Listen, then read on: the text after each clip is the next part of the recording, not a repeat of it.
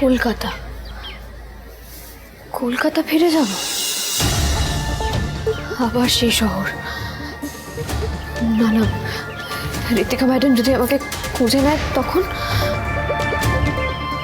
আচ্ছা, আমি যদি আমার বান্ধবীর ম্যাগাজিনে চাকরিটা পেয়ে যাই তাহলে আমি আমি শিমুলপুরায় লুকিয়ে থাকতে পারি না?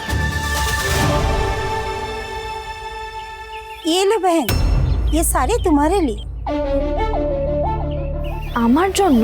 हाँ, देखो ना, ये जो साड़ी तुम्हें পরে আছো पूरा ছিঁড়ে গেছে।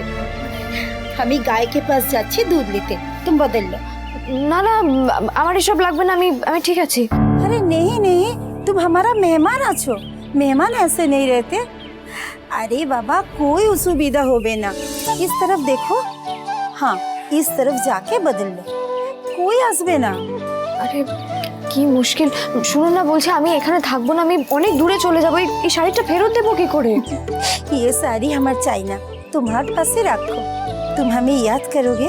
हाँ, लो बदल लो, लो।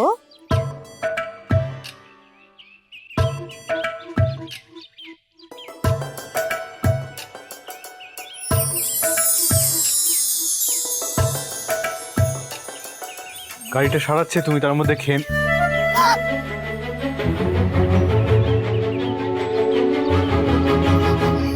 কি আপনি আপনি কেন ফিরে এলেন? তোমার কোনো সেন্স নেই না? তুমি জামা চেঞ্জ করতে শুরু করে দিয়েছো। কি বাড়ি নাকি? এটা একটা গোয়াল ঘর, একটা অচেনা জায়গা, একটা আননোন প্লেস। শাড়িটা পড়ে গেছে, আপনি বাইরে যান, আমি এখান থেকে হাত পাচ্ছি না। Impractical ideas. এখানে যদি আমি যাই আর অন্য কেউ চলে আসে, নিজেকে না তুমি সেফ রাখতে জানো না সেফ করতে পারো, এতগুলো না জানার মধ্যে কি করে পটপট করে বাড়ি থেকে বেরিয়ে যাবে বলো তো? আমি তো বলছি আমি শাড়িটা নিয়ে নেবো, আপনি যান না। Shut up! আমি ওই শাড়িটা তোমার হাতে তুলে দিচ্ছি। না না না, প্লিজ, আপনাকে নিতে হবে না, আমি নিয়ে নেবো, আপনি যান। শোনো, একটু ভরসা তুমি আমায় করতে পারো। আমি জানি আমি অত ভালো মানুষ নই, তবে তোমার সম্মানহানি হোক বা তুমি বিপদে পড়ো, এটা আমি হতে দেবো না। Trust me.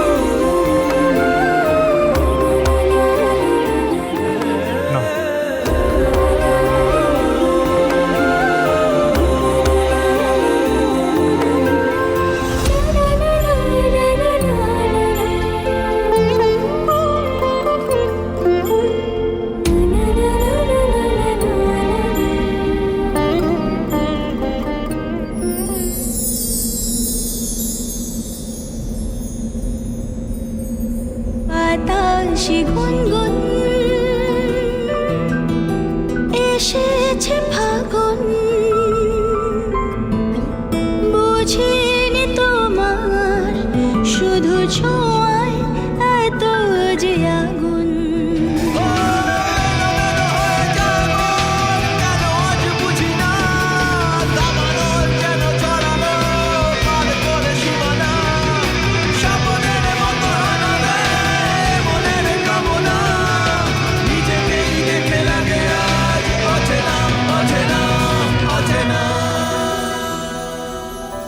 চেঞ্জ করে নাও পিসফুলি।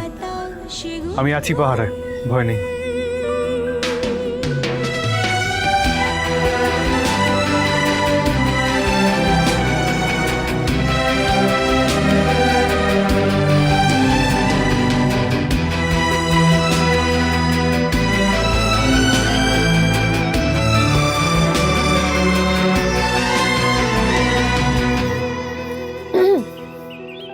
ফিরবো?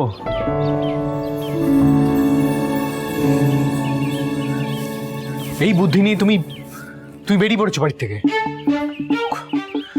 না, ধরো, খেয়ে নাও।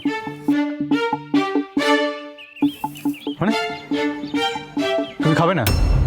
শোনো, একদম পাকামো করবে না কিন্তু, চুপচাপ এটা খেয়ে নাও, নাহলে কিন্তু কান মোলা খাবে। এমনিতেও গাড়িটা সারাচ্ছে, 10-15 মিনিটের মধ্যে আশা করি সারিয়ে ফেলবে, তখন বেরিয়ে পড়বো আমরা। নাও। আমি ফিরবো না, আমি ফিরতে পারবো না mister Sinha Roy, please excuse me.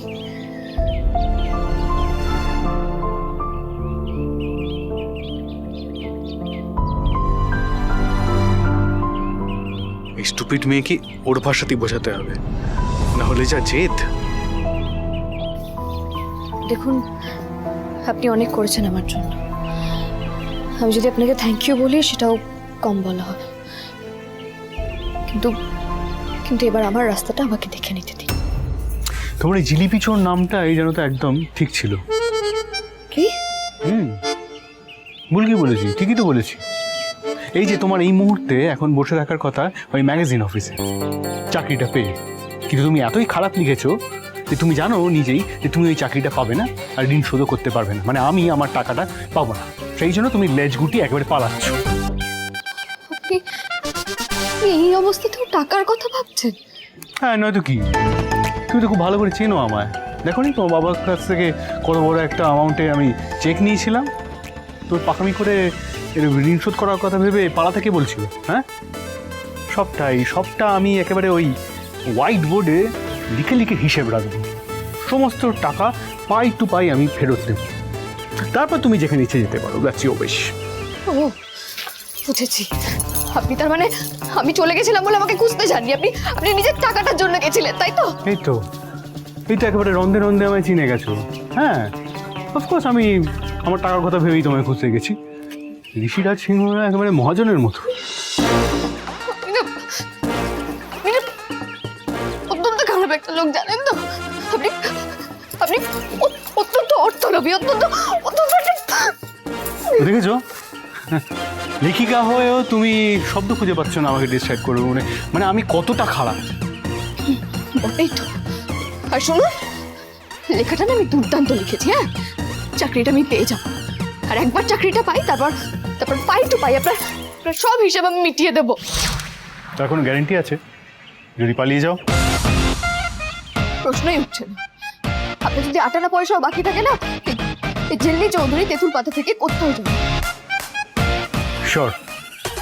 পাক্কা।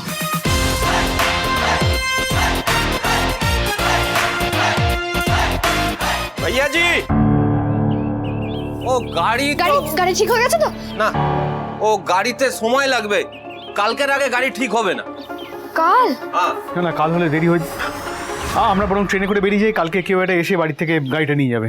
और वे ये जो फोन लगता है आपका है, हाँ। वो गाड़ी में था। ও বাড়িতে তাড়াতাড়ি একটা ফোন করুন, করে বলুন আপনি সুস্থ আছেন। সবাই নিশ্চয়ই খুব দুশ্চিন্তা করছে। কোনো লাভ নেই, ফোনে চার্জ অফ, আর এখানে চার্জ দেওয়ার জায়গাও নেই। তাহলে তাড়াতাড়ি বাড়ি চলুন। আর একটা কথা, বাড়িতে গিয়ে আন্টির সাথে কিন্তু কোনো অশান্তি করবেন না। তার মানে আমি যেটা আন্দাজ করেছিলাম সেটাই ঠিক? মা তোমাকে ছোড়ার কথা বলেছে? মা কিছু বলেছে বা অন্য? আরে বাবা, একবার তো বললাম, আন্টি কিছু বলেনি। আমি যদি এখন ফিরে যাই তাহলে আন্টি রেখে যেতে পারেন, আমাকে বেরিয়ে যেতেও বলতে পারেন, কিন্তু আপনি মেজাজ দেখাতে তো একেবারে ওস্তাদ। তাই বলছি, বাড়িতে গিয়ে আন্টির সাথে কোনো অশান্তি করবেন না। Are you sure?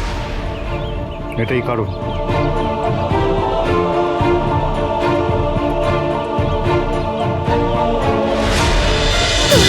দুজনে রয়েছি যেন